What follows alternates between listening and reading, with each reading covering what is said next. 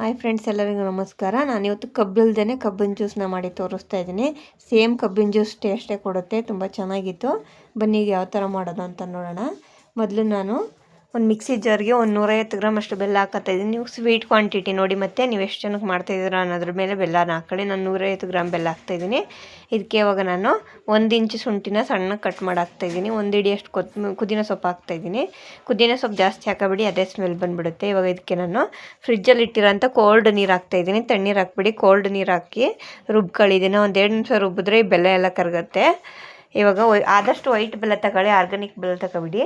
ಇದಕ್ಕೆ ಮತ್ತೆ ಕೋಲ್ಡ್ ನೀರು ಹಾಕಿ ಸ್ಟೇನರ್ಗೆ ಹಾಕಿ ಸೋದಿಸ್ಕೋಬೇಕು. ಇದನ್ನು ನಾನು ನೋಡಿ ಇವಾಗ ಸ್ಟೇನರ್ಗೆ ಹಾಕಿ ಸೋದಿಸ್ಕೊತಾ ಇದ್ದೀನಿ. ಈ ಥರ ಮಾಡಿದಾಗ ಅದರಲ್ಲಿರೋ ಪುದೀನ ಸೊಪ್ಪು ಮತ್ತು ಶುಂಠಿ ಎಲ್ಲ ಹೋಗುತ್ತೆ ಅಂತೇಳಿ ಈ ಥರ ಮಾಡ್ಕೊಂಡಿದ್ದೀನಿ. ಇವಾಗ ನೋಡಿ ಜ್ಯೂಸ್ ರೆಡಿಯಾಗಿದೆ, ಕಬ್ಬಿನ ಜ್ಯೂಸು.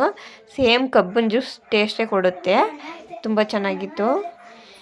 ನೋಡಿ ಇವಾಗ ನಾನು 2 ಲೋಟ ಅಷ್ಟು ಮಾಡಿದ್ದೆ. ನೀವು ಜಾಸ್ತಿ ಮಾಡಿ ಏನಾದ್ರು ಮಿಕ್ಕಿದ್ರೆ ನೀವು ಐಸ್ ಥರನೂ ಮಾಡ್ಕೋಬೋದು ಫ್ರಿಜ್ಜಲ್ಲಿಟ್ಟು. ನೋಡಿ ಇವಾಗ ನಾನು ಇದಕ್ಕೆ 1-2 ಐಸ್ ಕ್ಯೂಬ್ ಹಾಕ್ತಾಯಿದ್ದೀನಿ. ಇದು ಕಬ್ಬಿನ ಜ್ಯೂಸ್ ರೆಡಿಯಾಗಿದೆ. ಇವಾಗ ಇದೆಲ್ಲ ಕಡೆ ವೈರಲ್ ಆಗಿರೋ ಅಂಥ ಕಬ್ಬಿಲ್ದೇ ಕಬ್ಬಿನ ಜ್ಯೂಸ್ ಮಾಡೋದು ಹೇಗೆ ಅಂತ ತುಂಬ ಟೇಸ್ಟಿಯಾಗಿತ್ತು, ತುಂಬ ಚೆನ್ನಾಗಿತ್ತು. ಸೇಮ್ ಕಬ್ಬಿನ ಜ್ಯೂಸ್ ಥರನೇ ಟೇಸ್ಟ್ ಕೊಡುತ್ತೆ. ಇಷ್ಟ ಆದರೆ ಒಂದು ಸಲ ಟ್ರೈ ಮಾಡಿ. ಪ್ಲೀಸ್ ಲೈಕ್ ಮಾಡಿ, ಶೇರ್ ಮಾಡಿ, ಕಮೆಂಟ್ಸ್ ಮಾಡಿ.